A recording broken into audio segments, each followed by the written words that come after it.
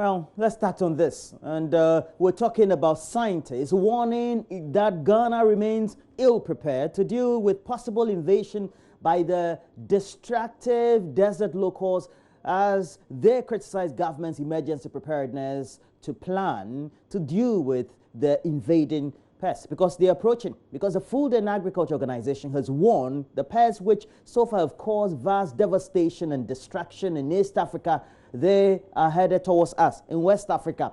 Now, they chew on all crops, and the Ministry of Agriculture is concerned their invasion in Ghana ultimately could cause huge food insecurity challenges for the ordinary Ghanaian. President of the Ghana Entomologists Association, Dr. Michael Osai, says the plan to rely on fall armyworm fighting pests is just a wrong approach. No, I don't think that is an effective strategy because the chemicals that have been recommended for the fall armyworm are not suitable for dealing with the desert locust outbreak. Because when there's a plague or there's a desert locust outbreak, it's important that you use fast-acting insecticides. And the ones that have been recommended for the fall armyworm are biorationals that are slow-acting, but they are effective though, but they are slow-acting. So if you want to use those same insecticides for the desert locust, I'm sorry, we'll be running into serious trouble. So then, what do you recommend in terms of a way around it? Importing fresh, other chemicals, or what exactly? Yes, we need to import chemicals that are suitable for dealing with fall armyworm with the desert locust. And in the areas where there's an outbreak now, they're using Desban, which is an insecticide. It's an organophosphate insecticide that is being used against them, and it's registered here in this country it's recommended for pest management in this country. So we need to get that in place. We need to put our emergency preparedness facilities in place, get the insecticides ready so that in case there is any outbreak, we can deal with it. What could be the consequences if we are going by this strategy and our emergency preparedness is not very much in place as far as our food security is concerned? Now, because the desert locust will eat anything in their way, they're going to seriously affect our food security. The northern part of the country produces much of the food that we eat in this country.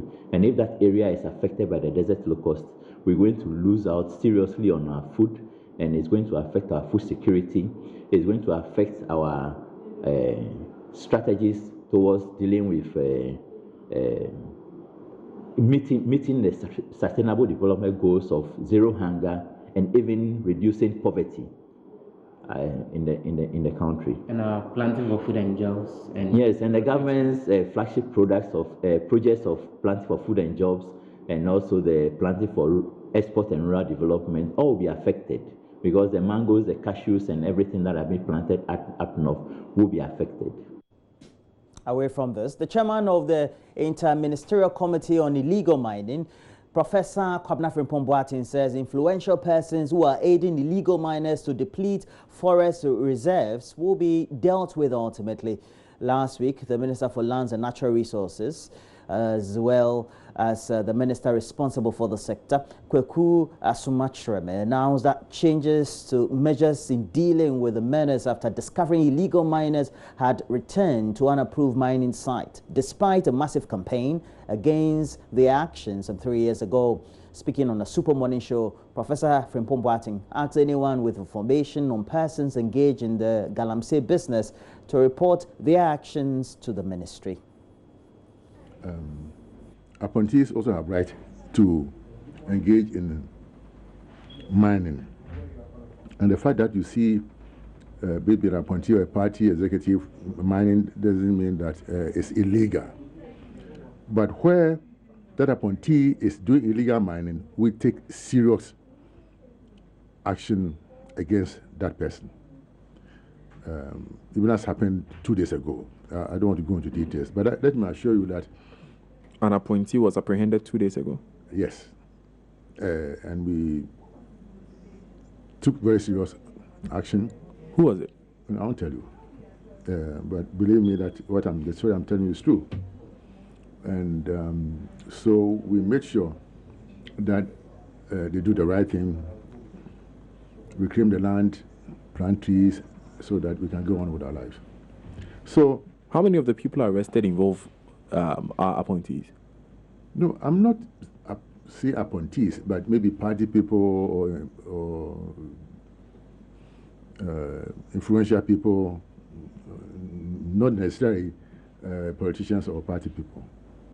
Professor Frimpong Boateng also emphasized that he has not failed the president in his fight against illegal mining, as is being speculated in sections of the media. He says, rather than speculating, people must credit him with dignity and intelligence. I have not failed the president. I mean, look, see, I don't want to be upset and say things that I'm not supposed to say. That if you say I've failed the president, prove it. The state of the Pra River, some could look at that and say, so because I failed, and I'm not afraid to resign or to quit anything, but I don't listen to some of the things that people are saying. When there are people who make, as I said earlier on, these are all not saints. People who make wild allegations against people, but they themselves are doing very wrong things, wherever they work or wherever they are. So I think they should credit us with some intelligence, with some dignity, and the fact that it's because we love this nation, that's why we are doing this. And if we say, I'm a respected person, so I should quit for thieves to come and do this job or what? So I think credit the president, credit the committee with some dignity, intelligence, and the fact that we also love this nation, we want the best. If I could move a magic wand for the Pra River to be well, fine. But the thing is, we are dealing with people who take risk to make money, who don't care. I mean, for example, I gave you examples of what we do. Why is it that somebody will use DDT to fish and so to prepare palm wine? Why is it that people will use formaldehyde to prepare Kobe? Why is it that people will use rotten? But these people will not do that if they are faced, if the law deals with them, Which is, I mean, the Operation Vanguard saw some success, Prof. I mean, surely we saw that the River Pra was getting better at a point. So the question here is that something has shifted in the middle, no? Yeah, but yes, that is why the fight is an ongoing fight. Because something has shifted, doesn't mean we are failed. We are on fight. Come and join us. And don't sit somewhere and insult us, as if we don't know what we're about. Let's turn our attention to some education stories. And parents of pupils at the Achimota Preparatory School last week promised to resist any attempt by the Ghana Education Service to take over the premises of the school. The GES says the facility would be converted into a public school because the facility is built on the land belonging to government, and all government policies would be applicable to the school after the takeover. But this has not been taken kindly by parents of pupils. JoyNews checks at the school revealed that academic work was ongoing with no Ghana Education Service official in sight. One parent, Frimpong Manso, who was spotted on the school premises, explained to JoyNews he could not go to work for fear of safety for his daughter, a pupil there, in the wake of likely clash. Now, the building supervisor called on authorities to try and resolve all differences without hostile outcomes. It was on Friday when I heard it on news that GS is taking over this school. Truly, I don't know what's going on. My daughter is also a student here. Yesterday, we had a PTA meeting here. We were assured by the PTA chairman that they are on the grounds working, everything is okay. We should allow the children to come to school this morning. I allowed my child here this morning, but I wasn't happy with her alone here, so I decided to come here to see whatever is going on. If anything, I take my child home. I'm a building supervisor. Wow, and you've left work to be here? Yes, for the sake of my child. You know how the whole world is. I cannot be at work and all of a sudden I can hear there's a scuffle or a commotion here, then I have to run from wherever I am. I decided to forgo. I should be at Abokobi by now. My current site is at Aboki. I should be there by now, but because of the safety of my child, I've decided to be here to see how best. And how long do you plan on being here till you're okay, satisfied? I have been here since 9 o'clock in the morning, and I'm still here waiting up to say about 12 o'clock or 1 o'clock. I know there is a litigation between Achimota School and APS, but the inclusion of GES within them, I know GES is the head of every school in Ghana. As they can come in at any time and mediate on any other situation in any school. But them taking over suddenly, I think it's a bit upset, and I will be very happy if they can meet the PTA, come to a consensus and see how best our children can be free and have a peace of mind. And a spokesperson for the teachers at the Achimota Preparatory School confirmed that there so far have been no interference with academic work so far, and that there's no cause for alarm on the part of the pupils and the parents.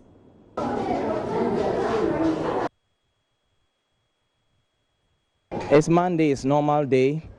I'm a teacher, I've come to school, I'm coming to deliver, execute my responsibility or my duty as a teacher. So I've come to work, and that is exactly what I'm doing. Just like most of all my colleagues who are at work today. Just as you can see, as you came, everything is under control and everybody is in the classroom. Any word from the GES or PTA today? No. Let me just correct this impression. There has not been any clashes. There are no clashes. There's a saying that when you get to the bridge, then you know how to cross it. Since nothing has happened, then I am not going to comment on anything because nothing has happened. So what I know is that we are in school and everything is in control. We thank the general public for their concerns, and we thank the media that also came around, even as you've come, so that our stories will be heard. For now, we are in school. I cannot speak to tomorrow. Every teacher is at post. All children have reported. Teaching is ongoing. In a local parlance, it is said that se echo enwurowa yempam hondanta. Okay? There is no issue.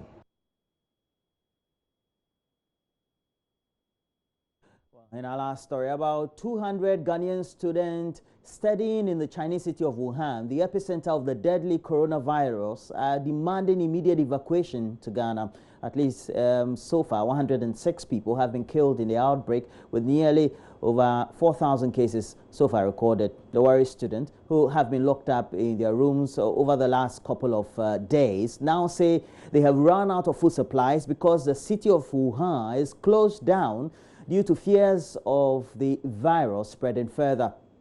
Well, back home, Ghanaian health officials are confident measures in place are enough to detect and also handle suspected cases of the virus following its detection in La Côte d'Ivoire. We have more because the head of JoyNews Health Desk, Fred Smith, has been at the Kotoka International Airport to bring us the latest update.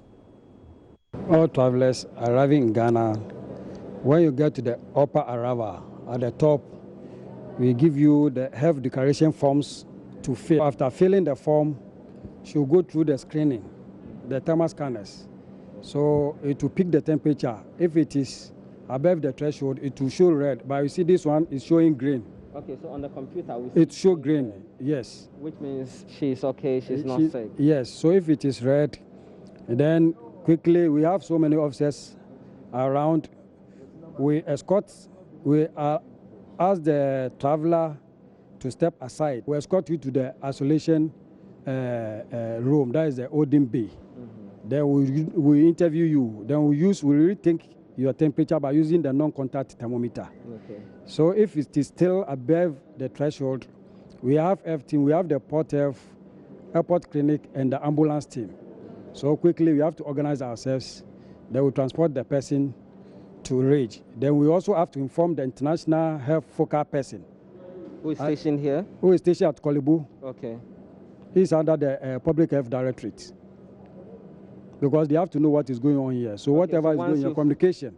Once you file that communication to them, what do they do? So quickly, they also dispatch some of their people. Though they have a staff there dealing with those cases, still somebody from the ministry also have to go and verify and see what is going on. Is there any other place passengers could use and avoid using here? No, this is the only place. You could see it for yourself.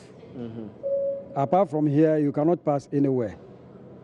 And how do you respond to claims by some passenger that he came through here and was never screened? You could see for yourself, you cannot pass here without screening. Nobody can enter here without screening. You see, the issue is, when you are passing, it will pick your temperature. So sometimes you may not know that your temperature will be picked. It will pick your temperature. So if it is above the threshold, that is where we will call you. But if it is green like the lady passed, that one will allow you to go. If it is red, we will send you to the holding room. I see. But do you have the logistics to do this job here? Yes. What do you have? We have the nose mask, we have the goggle, we have the boots, we have the knapsack sprayer in case there's outbreak. And I see your staff have all of these on. Is it required that they have these masks on before they interact with passengers? Yes, every official is supposed to have a minimal PPE. You have to protect yourself because prevention is better than cure. You see, we are law enforcers, so we have to make sure that we do the correct thing. So you have to protect yourself so that you will also not be able to contract the disease. I see. So in case passengers come in and there's a suspected case and they need protection, will you also have enough of these face masks to help them? Yes, if there's a suspected case, we communicate. The chief pilot will communicate to airport traffic control. Okay.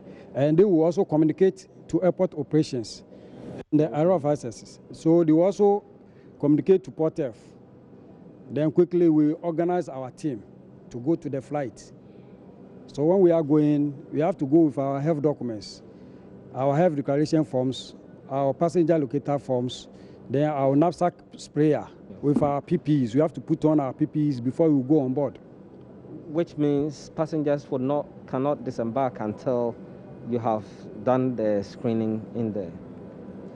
No, what we do is if there's a case, quickly we have to disembark the case first so that there will be no infection before we allow the rest of the passengers to disembark. So after disembark, we'll give them the F declaration forms. And those who are close to the case, 2 in front, 2 at back, 2 at left, 2 at right, we give them a special form, that is the passenger locator forms to fill, so that we'll be able to locate them wherever they are going. There's a special case with China, and so there are some flights that come in on a daily basis from China through other countries. How do you handle such flights? For example, Emirates, when they come, we have the health declaration forms. So we make sure every passenger will fill that form. On the form, when there's a problem, we'll be able to track the person. You can trace the person. So before you land, you fill the form before you get to the screening point. And when you cross the screening point and your temperature level is above the threshold, then we will escort you to the holding area. Is this a 100% assured system that it will flush out anybody who may have contracted the coronavirus disease and bringing them to Ghana?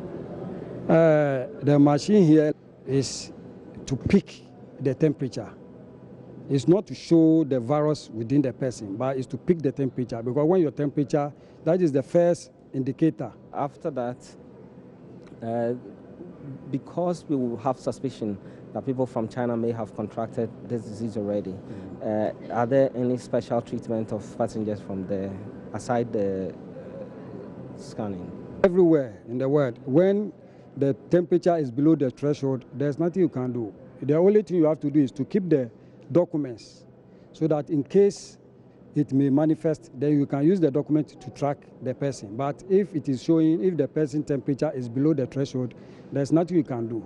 What message do you have for Ghanaians as the gatekeeper here at Kotoka International Airport? Oh, the public should be reassured. We are doing our best. Fred Smith, the head of the health desk right here at JoyNews. Well, not bad, but this will be a focus of discussion as well. We'll get all the latest update from the Ghana Health Service, the officials at the airport this morning, and of course, we'll also get to hear from the Ghana Immigration Service. Do stay with us. Promises to be a very educative and compact show we have right here. Next, we have to do a review of the newspapers. Do stay with us.